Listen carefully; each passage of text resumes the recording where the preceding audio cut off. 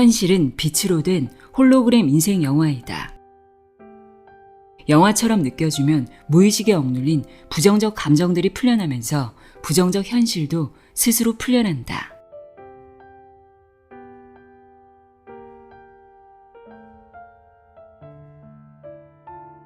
안녕하세요. 나의 소리책갈피 소리내어 읽다입니다. 늘 노력하며 최선을 다해도 현실은 전혀 달라지지 않고 오히려 원치 않은 현실만 계속해서 벌어진다면 어떻게 해야 할까요? 이런 상황에서는 억지로 긍정적인 마음을 가져보려고 해도 쉽지 않습니다. 오늘은 원치 않은 현실이 왜 계속해서 창조되는지 그 이유를 설명하고 원하는 현실을 창조하는 법을 알려주는 책입니다. 오랜 시간 사랑받고 있는 스테디셀러로 채널에서도 몇 번 소개해드린 책이죠. 와칭의 저자인 김상훈의 신간입니다. 느껴주면 풀려난다입니다.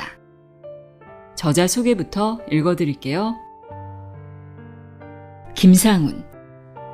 베스트셀러 와칭, 신이 부리는 요술, 와칭2, 시야를 넓힐수록 마법처럼 이루어진다. 거울 명상, 즉각적인 치유와 현실 창조의 저자. 기자로 30여 년간 바깥 세상을 취재하며 지내다 가족들의 죽음을 겪으며 15년쯤 전부터 내면 세계 취재에 빠져들었고 퇴직 후 고향에 내려가 취재의 깊이를 더해가고 있다. MBC 정치부, 경제부, 국제부 기자, 워싱턴 특파원, 국제부장, 논설위원 실장, MBC 충북 사장 등을 역임했다. 유튜브 김상훈의 와칭을 통해 현실이 홀로그램 영화임을 이해함으로써 스스로 인생살이의 온갖 아픔에서 벗어나는 길을 제시해주고 있다. 와칭은 내가 바라보는 대로 만물이 변화한다는 관찰자 효과의 놀라운 비밀에 대해 이야기하는 책인데요. 이 책은 관찰자 효과의 연장선에서 좀 더 깊게 들어가 우리의 무의식을 정화하는 법을 알려줍니다. 저자는 우리가 무의식적으로 억누르고 있는 부정적 감정과 생각들이 원치 않은 현실을 창조하고 있다고 말합니다. 두려움이 느껴지면 두려운 그 감정을 있는 그대로 바라보고 느끼라는 겁니다. 부정적 생각과 감정들을 온전히 느껴주면 현실은 내가 원하는 방향으로 흘러간다고 하는데요. 또 억눌린 감정들을 치유하는 간단하고 쉬운 방법으로 거울을 이용하는 거울 명상법을 소개합니다. 거울 명상을 통해 부정적 감정들이 풀려나면서 고통스러운 현실이 어떻게 거짓말처럼 바뀌게 되는지도 생생한 체험 사례를 통해 소개하고 있습니다. 이 책에는 처음부터 끝까지 수많은 이들의 사연이 함께하고 있는데요. 그 사연들을 접하면서 제 안에 있던 오래된 기억들과 감정들도 조금씩 떠오르더라고요. 저도 거울 명상으로 제 안에 어떤 감정들이 억눌려 있는지 바라보고 느껴주고 치유해야겠다는 생각이 들었습니다. 저자는 우리가 현실이라고 생각하는 모든 것들이 진짜가 아닌 진짜처럼 느껴지는 홀로그램 현실이라고 이야기하는데요. 저자의 다른 책들을 읽어보셨거나 마음 공부를 하시는 분들은 이 책에서 전하는 내용들이 그렇게 낯설지는 않을 거예요. 그런데 오늘 처음 접하는 분들은 상당히 낯설고 이상하게 들릴 수 있는데요. 조금이라도 공감되는 내용이 있다면 영상 끝까지 들어보시고 거울 명상도 꼭 한번 시도해 보셨으면 하는 바람입니다. 그럼 지금부터 김상훈의 느껴주면 풀려난다 내용의 일부를 읽어드립니다. 귀 기울여 들어보세요.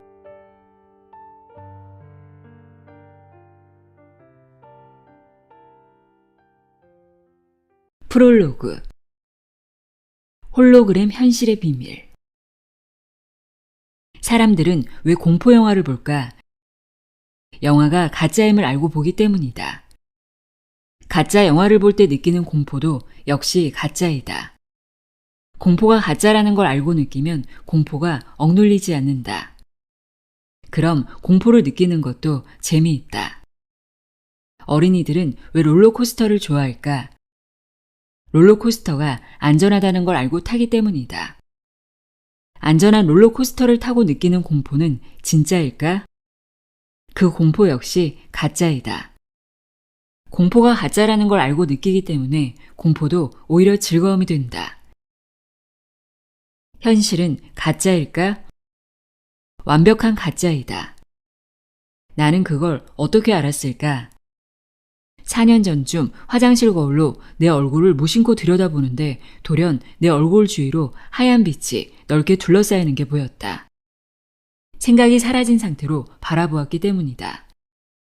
그 뒤로부터 하루도 빠짐없이 홀로그램 현실의 비밀을 들여다보는 즐거움에 빠졌다. 생각이 완전히 사라지면 몸이 빛으로 사라진다는 것도 알았다. 몸도 생각과 빛으로 만들어진 가짜인 것이다. 몸이 가짜이면 현실도 가짜이다. 우리는 현실을 진짜로 착각해 온갖 부정적 감정들을 억눌러 붙들고 살아간다. 무의식에 오래도록 억눌린 이 부정적 감정들은 인격화되어 있다. 이 부정적 인격체들이 나로 살아가며 고통스러운 부정적 현실을 창조한다. 무의식에 억눌린 이 부정적 인격체들을 풀어 놓아주어야 부정적 현실에서도 풀려난다. 부정적 감정들은 느껴주면 풀려난다. 그럼 우리도 부정적 현실에서 영원히 풀려나게 된다. 돌고 도는 고통의 수레바퀴에서 영구적으로 벗어나는 것이다. 오랜 세월 무의식에 억눌린 부정적 감정들은 마음의 아픔으로 응어리져 있다. 이 아픔이 풀려나갈 땐 눈물과 콧물, 하품, 방귀, 코피 등도 흘러나온다. 때로는 두드러기, 물집, 냉기, 몸의 진동 등을 일으키기도 한다. 이렇게 몸을 통해 완전히 빠져나가야 고통스러운 부정적 현실도 되풀이되지 않는다. 책을 읽다 보면 창조주, 텅 빈 마음, 근원의 마음, 관찰자, 의식체, 영이라는 단어들이 뒤섞여 쓰이는 걸 발견할 수 있다. 독자들의 이해를 돕기 위해 굳이 세분화하지 않고 사용한 것이니 양해 바란다. 현실이 가짜임을 완전히 이해하게 되면 나 자신이 가짜 현실을 창조의 놀이를 하는 창조주임을 또렷하게 깨닫게 될 것이다. 그때 비로소 나는 고통스러운 가짜 현실에서 완전히 풀려나 내 생각대로 가짜 현실을 창조하며 자유로운 삶을 살아가게 된다. 나와 동일시하는 생각을 억누르면 상황이 되풀이된다. 남편은 결혼 전부터 술과 담배에 중독된 채 살아왔습니다. 재작년부터 제가 시작한 일이 잘 돼 남편도 같이 새 사업을 하고 있는데 전부터 있던 의처증이 더욱 심해졌습니다. 지금은 술이 없으면 단 하루도 못 지냅니다. 정말 미칠 것 같아서 이혼 이야기를 몇 번 꺼냈는데 사람을 죽일 듯 난리를 쳐서 지금은 그 말을 꺼내지도 못합니다. 정말 이제는 남편에 대한 정이 하나도 없고 불쌍하다는 생각도 전혀 없습니다. 그냥 저 사람이 내 눈앞에만 안 보이면 좋겠습니다. 같은 공간에 있는 것도 싫고 눈 마주치는 것도 소름 끼칠 정도입니다. 아이들까지 매일 남편 기분을 살피며 불안하게 사는 게 너무 싫습니다.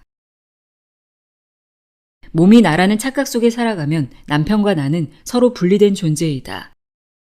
나와 분리된 남편을 내가 무슨 수로 바꿀 수 있을까? 불가능한 일이다. 하지만 내가 경험하는 모든 상황은 나와 동일시에 붙들고 있는 생각이 형상화된 홀로그램 영화라는 사실에 눈을 뜨면 돌연 모든 게 가능해진다. 왜냐하면 내가 붙들고 있는 생각만 바꾸면 상황 전체가 통째로 바뀌기 때문이다. 그러려면 내가 붙들고 있는 생각이 어떻게 가짜 상황을 연출해내는지 또렷하게 이해해야 한다. 상황, 즉 현실이 가짜라는 건 실제로는 아무것도 없다는 말이다. 그걸 완전히 아는 알미 되는 순간 마음은 텅 비어버린다. 즉, 내가 붙들고 있는 모든 생각을 몽땅 놓아주게 된다. 마치 공포스러운 꿈을 꾸다가 아, 이건 가짜구나 하고 깨닫는 순간 공포가 싹 사라지는 것과 같다. 공포가 가짜라는 걸 알았기 때문이다. 내가 공포를 붙들고 있지 않으면 공포스러운 꿈도 공포스럽지 않은 꿈으로 전환된다. 3차원 현실이 진짜라는 착각을 일으키는 가장 큰 원인은 단연 시각이다. 시각은 내 시야를 완전히 덮어버리기 때문이다. 나는 내 머리 앞쪽에 붙어있는 육안을 통해 나와 동일시하는 생각을 3차원 공간으로 전환시켜 바라본다. 그렇다면 육안이 붙어있지 않은 내 머리 뒤쪽에도 3차원 공간이 동시에 존재하는 걸까?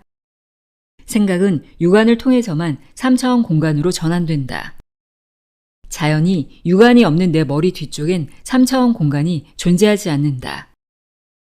그러니까 내 머리 뒤쪽은 늘 텅 비어 있다. 하지만 내가 머리를 돌려 내 몸쪽 뒤쪽을 바라보는 순간 3차원 공간이 몸 뒤쪽에 펼쳐진다. 대신 내 몸 앞쪽에 펼쳐졌던 3차원 공간은 사라진다. 3차원 공간은 항상 내 육안 앞에서만 나타나는 반쪽짜리 공간, 즉 가짜이다. 내가 머리를 이쪽으로 돌리면 이쪽에 3차원 공간이 생기고 머리를 저쪽으로 돌리면 저쪽에 3차원 공간이 생긴다. 내가 머리를 위로 쳐들면 위쪽에 3차원 공간이 생기고 내가 머리를 아래로 숙이면 아래쪽에 3차원 공간이 생긴다. 내가 머리를 돌릴 때마다 내 눈앞에 어김없이 3차원 공간이 펼쳐지니 난 틀림없이 3차원 공간 속에서 살고 있어 라고 착각할 수밖에 없다.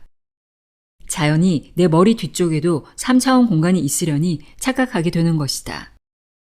그래서 3차원 현실을 진짜라고 철석같이 믿게 된다. 3차원 공간은 나와 동일시에 붙들고 있는 생각이 홀로그램 눈을 통해 홀로그램으로 형상화돼 펼쳐지는 것이다. 그런데 내가 붙들고 있는 생각은 매 순간 시간을 따라 흘러간다. 자연히 홀로그램 눈을 통해 형상화되는 3차원 공간도 역시 매 순간 시간을 따라 흘러간다. 따라서 내가 지금 머리를 돌려 내 몸 뒤의 3차원 공간을 다시 바라본다면 그건 아까 보았던 3차원 공간이 아니다. 아까 보았던 3차원 공간은 머리를 돌리는데 지나간 시간만큼 이미 흘러가 버렸다. 지금 내 눈앞에 펼쳐지는 3차원 공간은 바로 지금 이 순간 나와 동일시하는 생각이 형상화되는 것이다. 청각과 후각 등 다른 감각들도 3차원 공간이라는 착각을 생생하게 강화시키는 보조 기능을 한다. 예컨대 3차원 공간은 내 눈앞에만 펼쳐지는 환영이지만 귀를 통해 내 몸 뒤의 먼 곳에서 차가 다가오는 소리가 들린다거나 빵을 굽는 냄새가 바람을 타고 흘러나오면 나는 자동적으로 내 몸 뒤에도 3차원 현실이 존재한다고 믿게 된다. 하지만 그것도 역시 나와 동일시에 붙들고 있는 생각이 청각과 후각으로 전환되는 것이다. 나는 늘 나와 동일시하는 생각 속에서 살아간다. 그렇다면 남편이 매일 술을 마시는 원치 않은 현실은 왜 매일 되풀이해 내 눈앞에 형상화돼 나타나는 걸까? 현실을 진짜라 착각하면 좋고 싫음이 생기기 때문이다. 그러다 보니 난 술 마시는 남편이 싫다는 생각을 나와 동일시에 계속 억눌러 붙들고 있게 된다. 생각은 내가 붙들고 있지만 않으면 물질화된 현실로 나타나지 않고 그냥 흘러가 사라진다. 그런데 내가 계속 억눌러 붙들고 있으니 흘러가지 못한 채 내 눈앞에 물질화된 현실로 계속 나타날 수밖에 없다. 나는 왜 술 마시는 남편을 싫다고 억눌러 붙들고 있을까? 술 안 마시는 남편을 좋다고 붙들고 싶어 하기 때문이다. 한쪽을 좋다고 붙들고 싶어 하면 싫어하는 반대쪽은 자연히 무의식에 억눌리게 된다. 그럼 어떤 현실이 창조될까? 억눌린 생각은 반드시 다시 튀어오른다. 생각도 에너지의 물결이기 때문이다. 그렇다면 내가 정반대의 짝이 되는 생각을 동시에 받아들이면 양쪽 생각이 합쳐져 텅 비어버린다. 즉, 텅 빈 마음속으로 흘러간다. 자연히 싫어하는 남편의 모습은 내 눈앞의 현실로 형상화돼 나타나지 않는다. 몸을 나와 동일시하면 자연히 좋고 싫음이 생긴다. 자연히 원하는 생각은 좋다고 붙들고 싶어지기 때문에 원치 않는 생각은 싫다고 느껴져 무의식적으로 억눌리게 된다. 그럼 원치 않는 현실이 계속 나타날 수밖에 없다. 원치 않는 나를 받아들여야 원하는 나가 된다. 저는 제가 지금 왜 큰 부를 누리며 살게 됐는지 이유를 정확히 알게 됐어요. 저는 20여 년 전 극한 상황에 놓여 있을 때 이런 생각을 했습니다. 그래, 내가 꼭 성공하지 못하고 가난하게 살면 안 되는 법이 어디 있어. 나도 가난하게 살 수 있는 거야.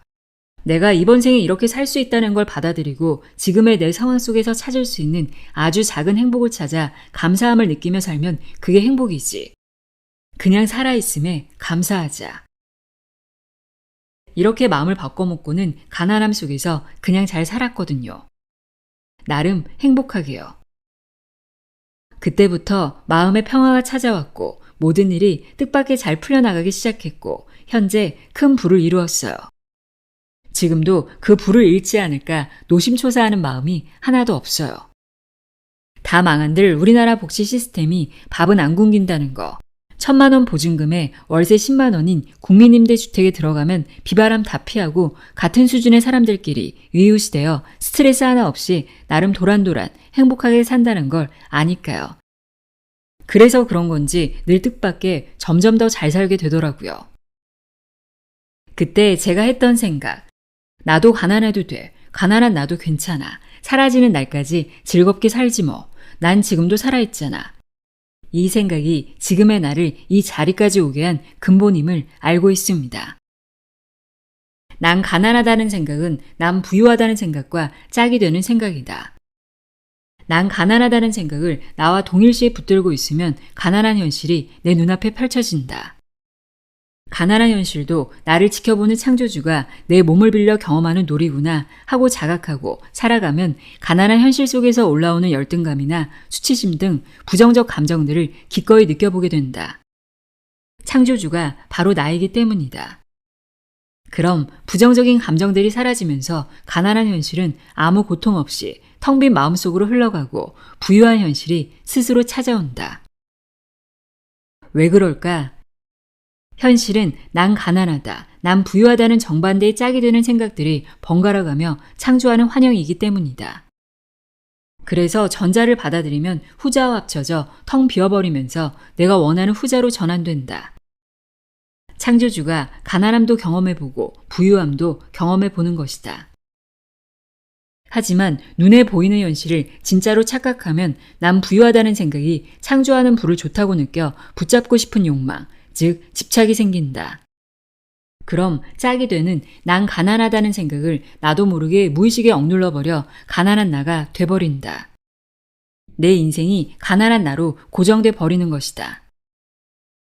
가난한 나로 살아가는 고통에서 벗어나려면 가난한 나를 무의식에서 풀어 놓아줘야 한다.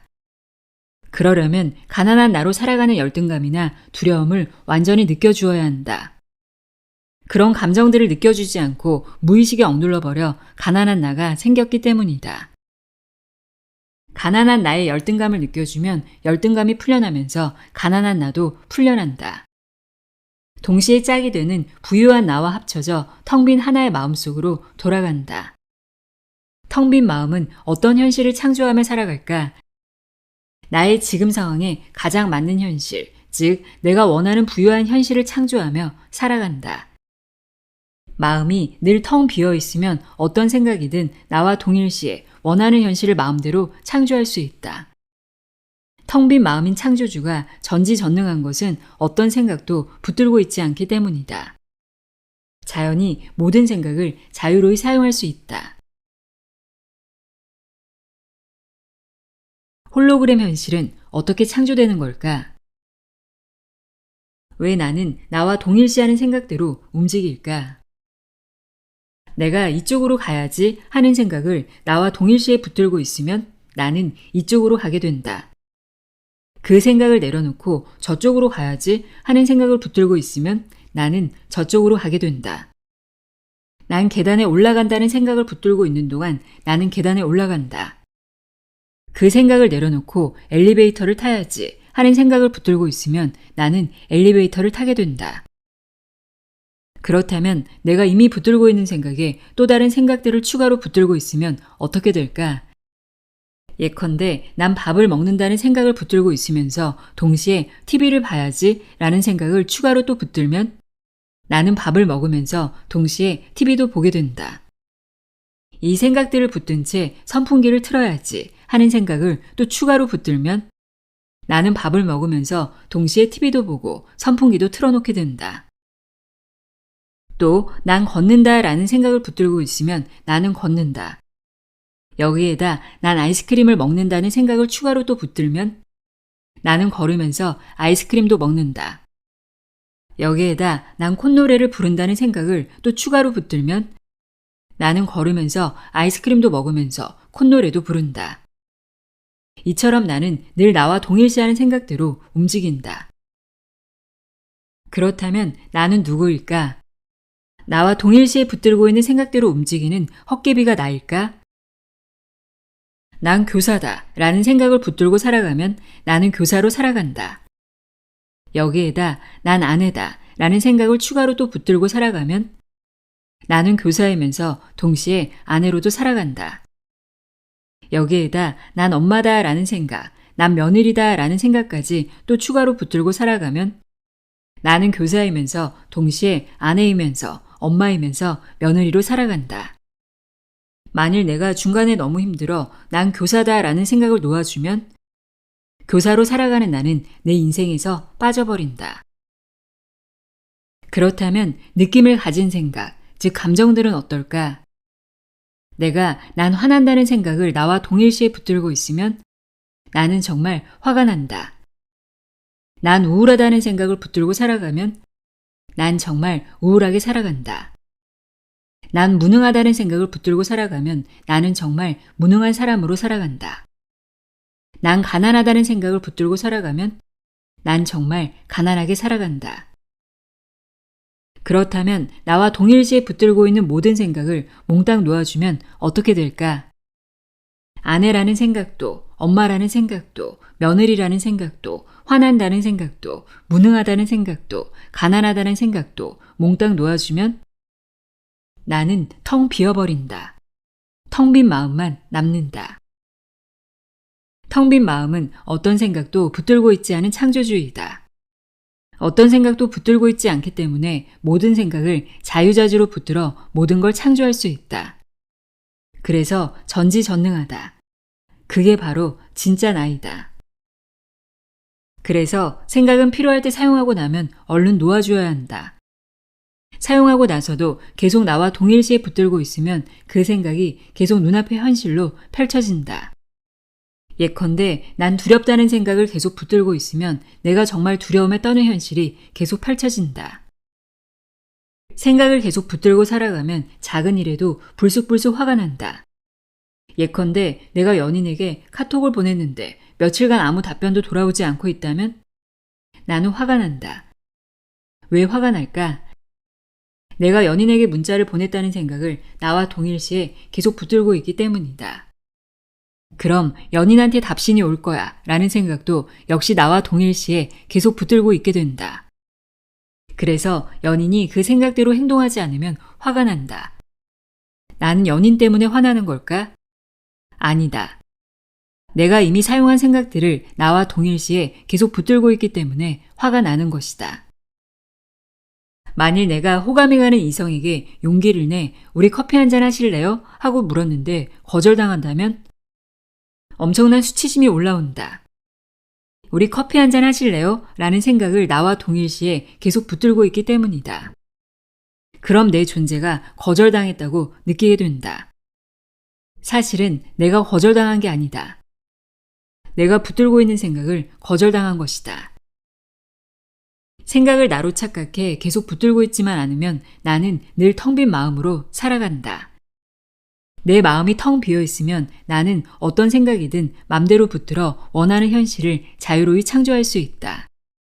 내 그릇이 늘 텅 비어 있으면 내가 원하는 음식을 자유로이 새로 담아 먹을 수 있지만 그릇이 늘 가득 차 있으면 내가 원하는 음식을 새로 담을 수 없는 것과 마찬가지다. 현실은 나와 동일시에 붙들고 살아가는 생각이 내 눈앞에 펼쳐지는 것이다. 그렇다면 우주는 어떨까? 우주도 나와 동일시하는 생각대로 움직일까?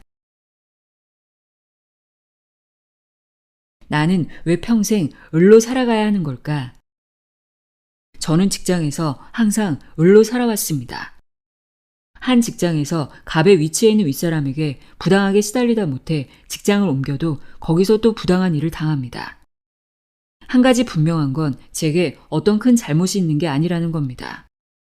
저는 업무 경험이 많고 전문 지식도 갖고 있어서 동료들도 이해할 수 없다고 입을 모읍니다. 그러다 보니 아침에 일어나면 가슴 한켠에 뭔가 무거운 게 걸려있는 느낌입니다. 말도 안 되는 부당한 일을 당할 땐 꾹 참고 그냥 가만히 있다가 집에 오면 왜 그때 단호하게 말을 못했을까 하고 후회하는 상황이 반복됩니다. 너무 억울해 혼술을 하면서 혼자 화도 냈다가 고함도 질렀다가 새벽까지 잠이 안 오면 술 기운에 잠이 드는 일이 자주 있습니다. 우리는 흔히 강자와 약자 간의 관계를 갑과 을의 관계라고 말한다. 모든 사람이 갑이 되고 싶어 한다.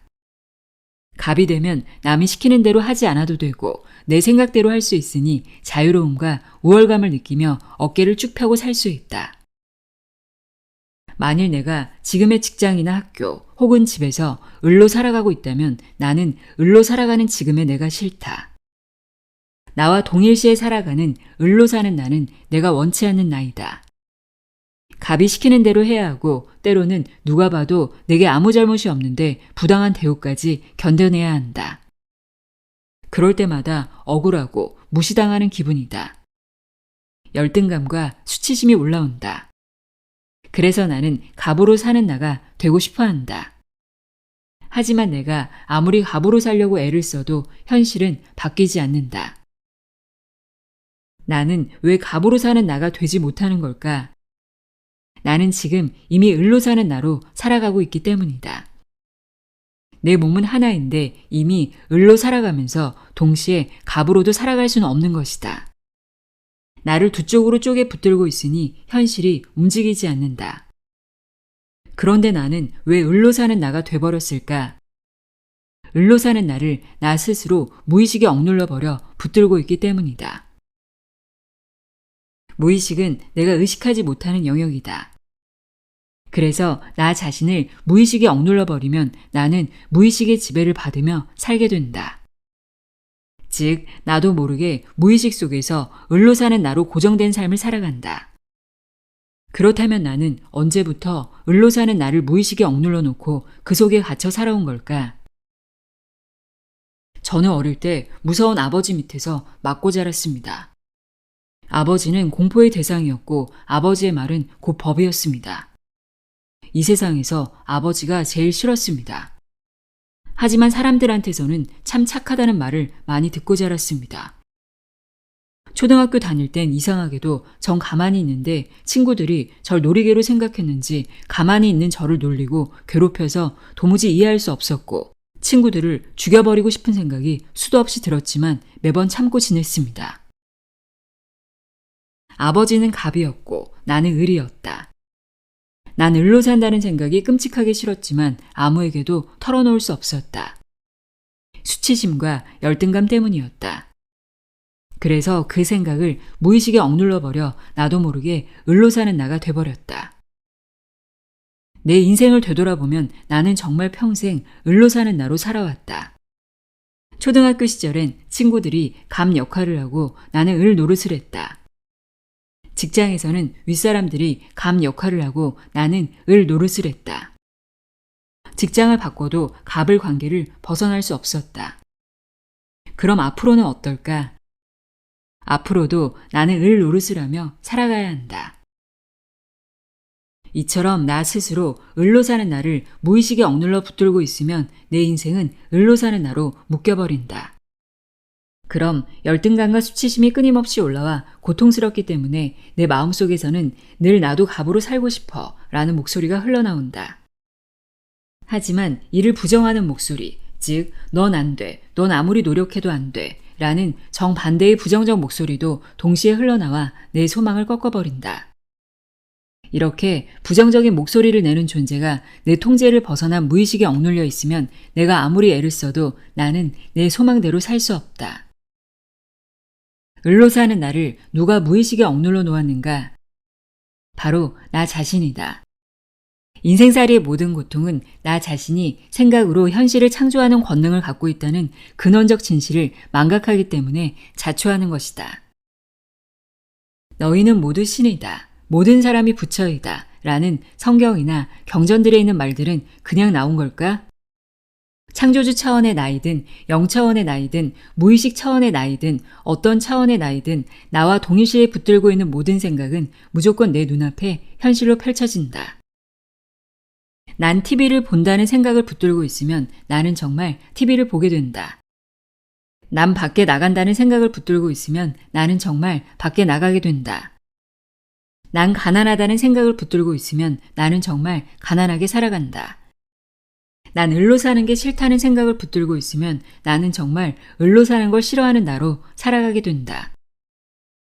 이 사실을 자각하지 못한 채 살아가면 나도 모르게 무의식적으로 수많은 원치 않은 생각들을 나와 동일시에 무의식에 억눌러 버리게 된다.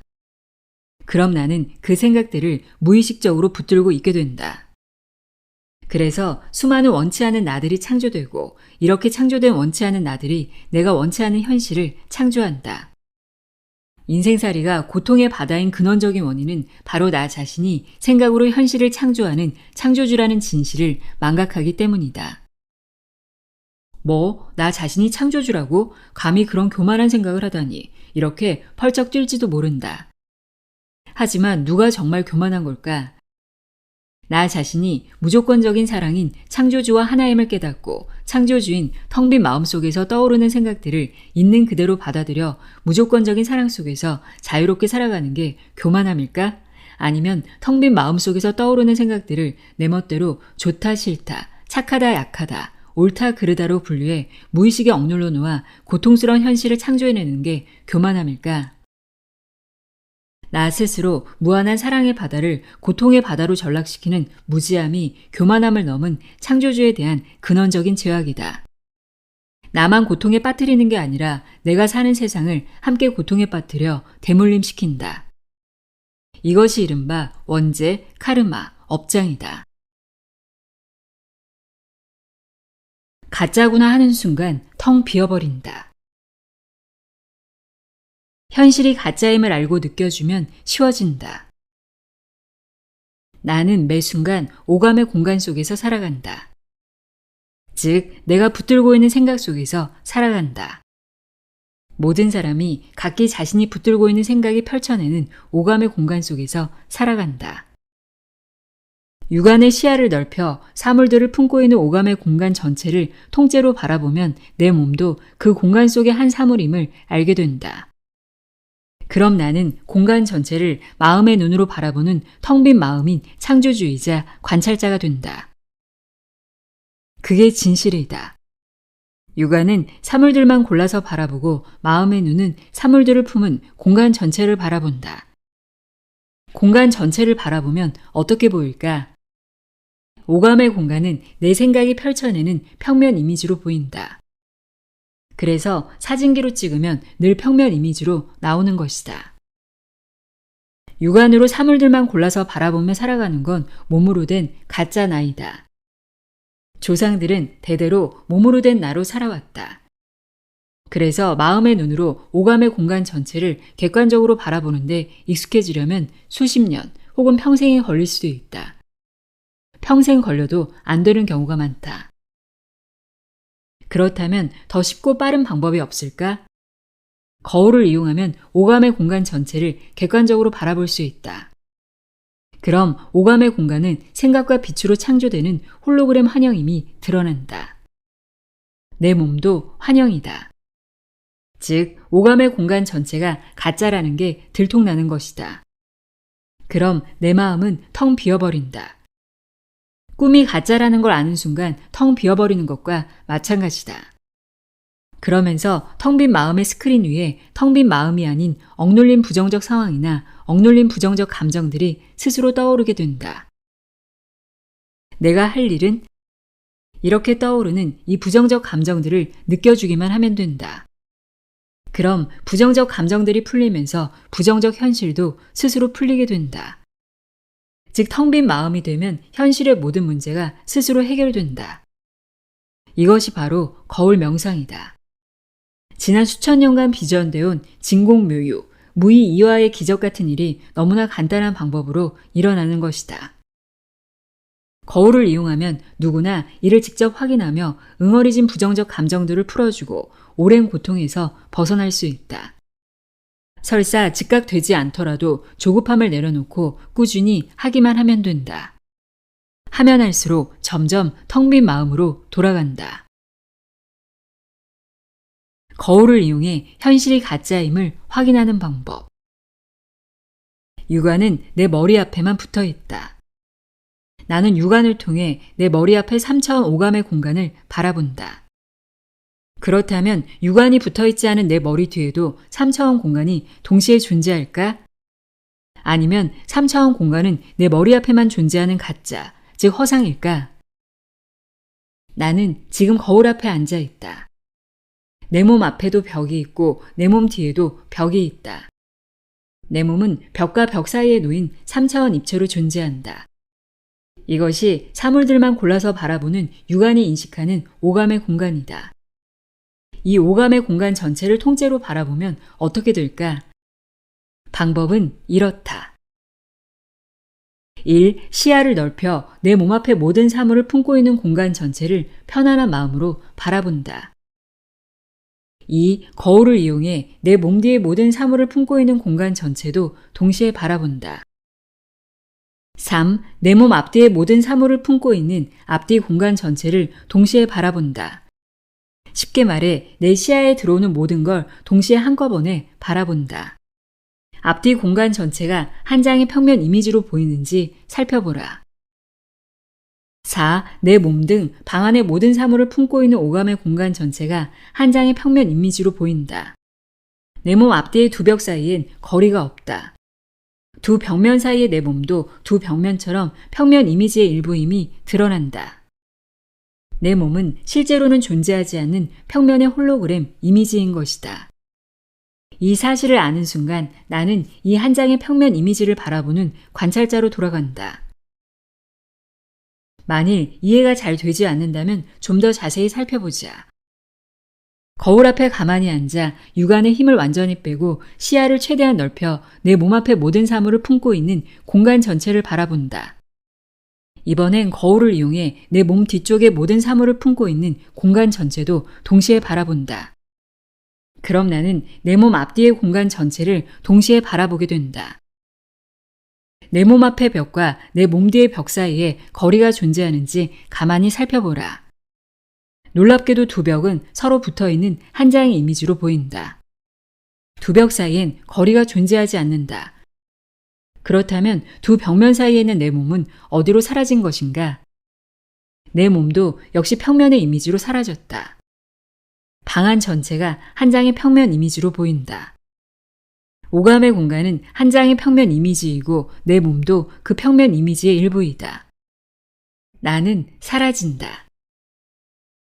앞서 이 세상의 모든 것은 짝을 이뤄 번갈아가며 내 눈앞에 나타나는 홀로그램이라고 자세히 설명한 바 있다. 오감의 공간도 역시 짝을 이뤄 번갈아가며 내 눈앞에 펼쳐진다. 내 몸 앞의 공간을 바라보면 뒤쪽 공간은 보이지 않는다. 거꾸로 뒤쪽 공간을 바라보면 앞쪽 공간이 보이지 않는다. 서로가 서로를 빌려 생기기 때문이다. 양쪽 공간을 동시에 바라보면 서로를 빌려서 생겼던 앞뒤 공간이 합쳐져 사라지면서 평면 이미지만 남는다. 그렇다면 나는 누구인가? 나는 그 평면 이미지를 바라보는 관찰자이자 텅 빈 마음인 창조주의다. 처음엔 잘 되지 않을 수 있다. 왜냐하면 인류는 몸을 나와 동일시하며 지난 수천 년간 육안으로 사물에만 초점을 맞추어 바라보는데 너무나 익숙해졌기 때문이다. 하지만 꾸준히 하다 보면 내 몸은 한쪽 면만 보이는 빛의 환영, 즉 홀로그램이라는 사실이 명확히 드러난다. 원래의 나인 창조주가 평면의 홀로그램 몸을 만들어 홀로그램 영화 속에 들어와 나로 살아가는 것이다. 내 몸이 홀로그램 이미지로 사라지면 이 이미지에 붙어있던 응어리진 감정들은 텅 빈 마음의 공간에 붕 뜨게 된다. 이들의 아픔을 느껴주면 창조주인 텅 빈 마음 속으로 서서히 사라진다. 텅 빈 마음이 되면 텅 빈 마음이 아닌 감정들이 스스로 올라와 느껴주기만 하면 사라지는 것이다. 거울 명상 중 거울 속의 내 몸은 평면의 이미지로 보일 수도 있고 빛으로 보일 수도 있고 아예 빛으로 사라질 수도 있다. 그러면서 무의식에 억눌린 응어리진 감정들이 풀려나간다. 풀려나가면서 마음이 점점 고요해짐을 느끼거나 눈물, 울음, 하품, 트림, 방귀, 몸의 진동, 물집, 두드러기 등 온갖 몸 반응이 일어나기도 한다. 어떤 사람들은 즉각적으로 감정들이 풀려나가는 경험을 하기도 한다. 현실도 역시 즉각적으로 변한다. 하지만 대개 몇 달간 혹은 몇 년간 꾸준히 하면서 서서히 변화가 일어난다. 내가 못해서가 아니다. 조상들로부터 물려받은 무의식 속에 억눌린 감정들이 사람마다 각기 다르기 때문이다. 빠른 사람도 있고 느린 사람도 있다. 하지만 현실이 가짜라는 걸 깊이 이해하면 이해할수록 무의식 정화 속도는 그만큼 더 빨라진다. 만일 속도가 너무 느리다면 책 전반부를 찬찬히 다시 읽어가며 이해의 깊이를 높여보라.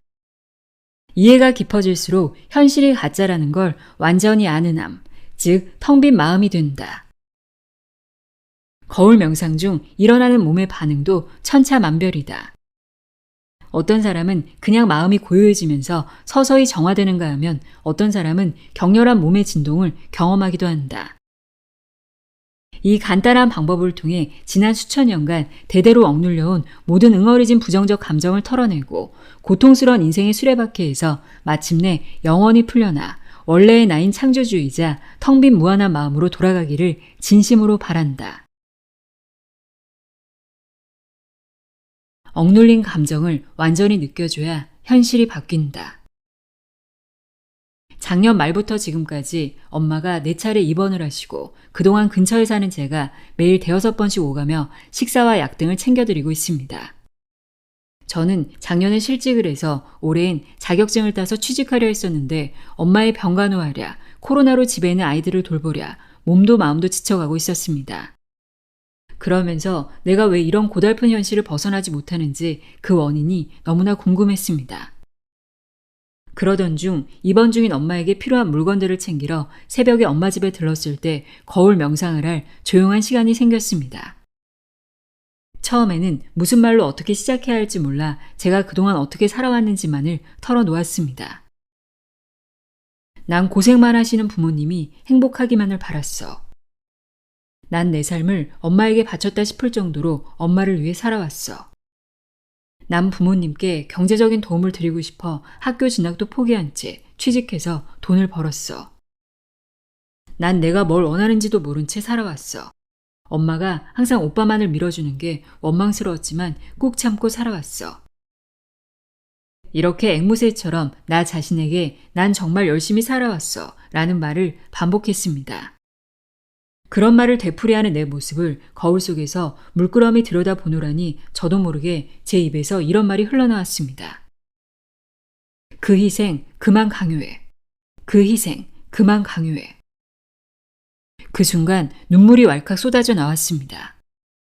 저는 거울 속의 나를 바라보며 한참 울었습니다. 그러다 보니 제 얼굴에 여러 사람들의 얼굴이 차례로 나타났습니다. 무서운 표정의 괴물 같은 얼굴도 있었고요. 그리고 조금 있다가 제 뒤쪽으로 제 실루엣을 둘러싼 흰 빛이 보였고 옆에는 파란 빛도 보였습니다. 처음 경험하는 일이라 너무도 신기했습니다. 삶이 고달프고 외로워도 늘 긍정 마인드로 저를 달래고 채찍질하며 살아온 제 안의 저를 진심으로 사랑해주는 존재가 들어있었구나 하는 사실을 알게 되니 너무나 감격스럽고 위안이 되고 마음도 가벼워집니다. 나는 왜 착한 나로만 살아온 걸까?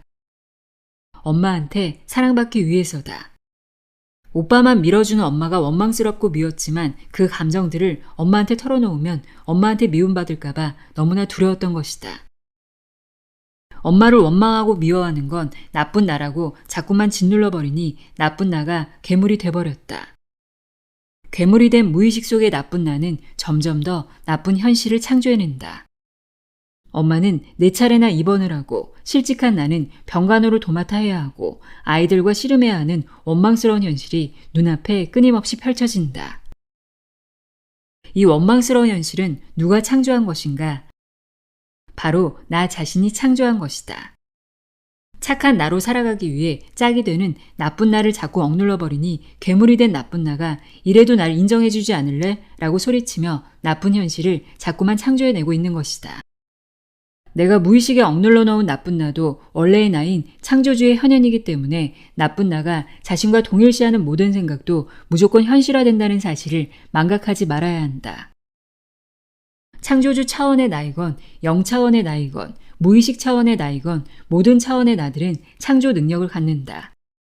거울 앞에 텅 빈 마음속에서 무의식에 억눌린 나쁜 나로 살아가는 아픔을 완전히 느껴주어야 아픔이 풀리면서 나쁜 나도 풀려난다. 그럼 착한 나도 동시에 풀려나 둘이 합쳐지면서 텅 빈 하나의 마음으로 돌아간다.